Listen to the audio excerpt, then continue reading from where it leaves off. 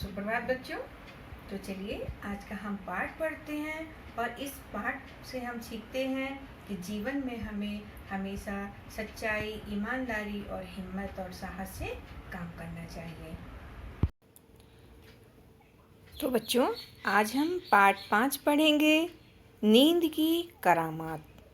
बच्चों, चांद और सूरज दो भाई हैं जो दिन और रात के पुत्र हैं। सूरज अपने पिता दिन के साथ रहता है, चांद अपनी माँ रात्रि के साथ रहता है। आज हम इनके साथ घटी एक घटना पर आधारित कहानी पढ़ेंगे और सीखेंगे कि मुसीबत में पड़े व्यक्ति की मदद कैसे करते हैं।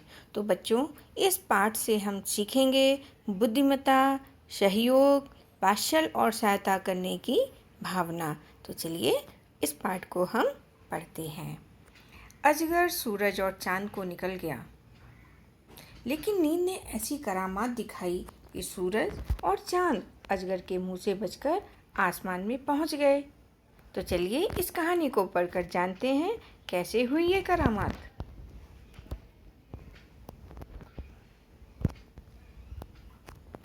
राहुल दशहरे की छुट्टियों में अपनी मौसी के घर गया। राहुल कहाँ गया छुट्टियों में? अपनी मौसी के घर गया था। नमस्ते मौसी जी, कहते हुए राहुल ने मौसी के चरण स्पर्श किए। जीते रहो, मौसी ने राहुल को प्यार करते हुए आशीर्वाद दिया। किसने आशीर्वाद दिया? मौसी ने किसको आशीर्वाद दिया? राहुल को। मौसी जी, किस चीज़ की सुगंध आ रही है? बेटा, मैं तुम्हारे लिए गाजर का हलवा बना रही हूँ। मौसी क्या बना रही थी? मौसी गाजर का हलवा बना रही थी। मौसी किसके लिए गाजर का हलवा बना रही थी? मौसी राहुल के लिए गाजर का हलवा बना रही थी। अरे वाह, गाजर का हलवा, मैं तो खूब सारा खाऊंगा, राहुल चहकते हुए बोला। राहुल ने हाथ मुंह धोए और बड़े मज़े से गाजर का हलवा खाया। धीरे धीरे रात हो गई, परंतु राहुल की आंखों में नींद न थी। वह बोला, मौसी जी, कोई कहानी सुनाइए ना। कौन सी कहानी? कछुए और खरगोश की या राजा रानी की? ऐसी कहानी सुनाइए जो कभी किसी ने ना सुनी हो, ना सुनाई हो। ये बात किसने कही? ये बात राहुल ने अपनी मौसी से कही। ऐसी कहानी? मौसी ने सोचते हुए खिड़की की ओर देखा। पूर्णमासी का गोल आकार चांद आकाश में अपनी दूधिया रोशनी फैला रहा था। ठीक है, तो सुनो। मौसी ने कहानी शुरू की। एक थी आकाश नगरी, वहाँ एक आदमी रहता था। उसका नाम था दिन।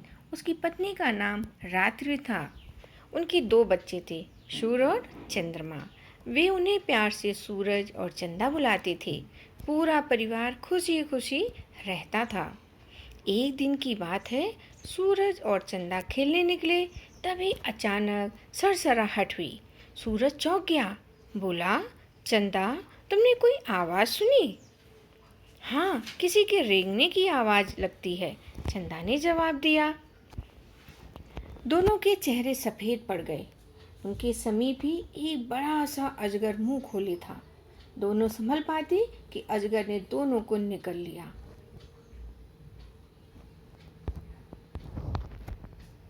घर में दिन और रात बहुत चिंतित थे।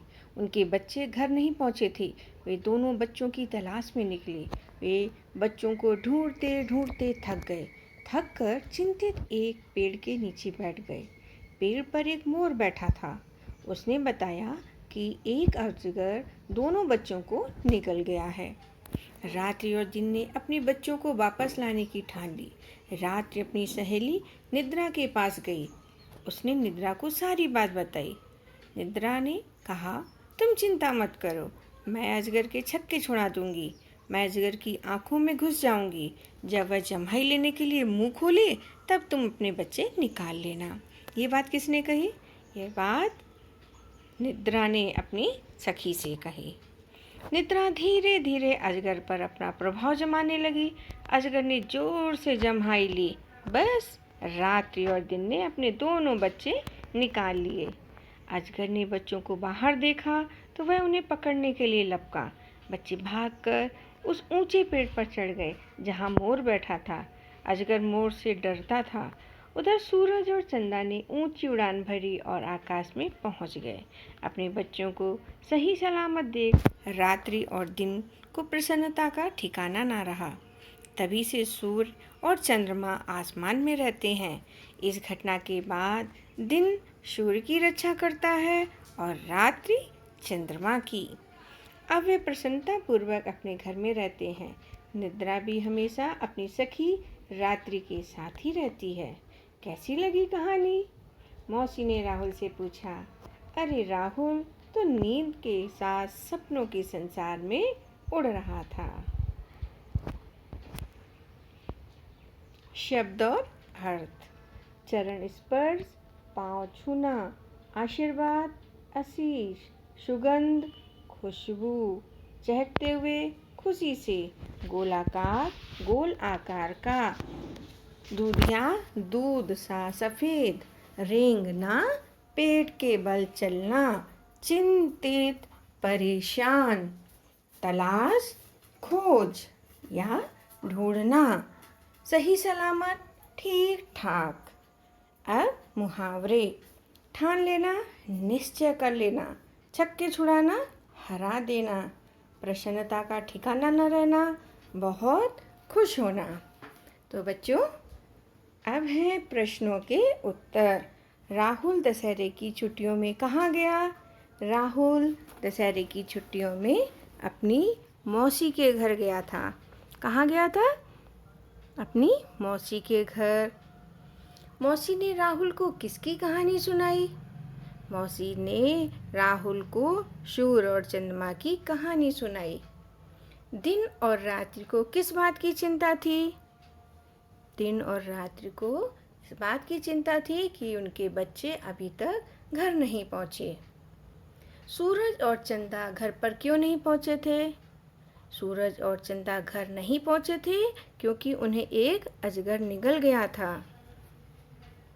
रात्रि ने अपने बच्चों को अजगर के मुंह से कैसे बचाया? रात्रि ने अपने सहेली निद्रा की मदद से अजगर के मुंह से बचाया। सूर्य और चंद्रमा आसमान में कैसे पहुंचे? तो आशा है कि ये पाठ आपको अच्छी तरह से समझ में आ गया होगा।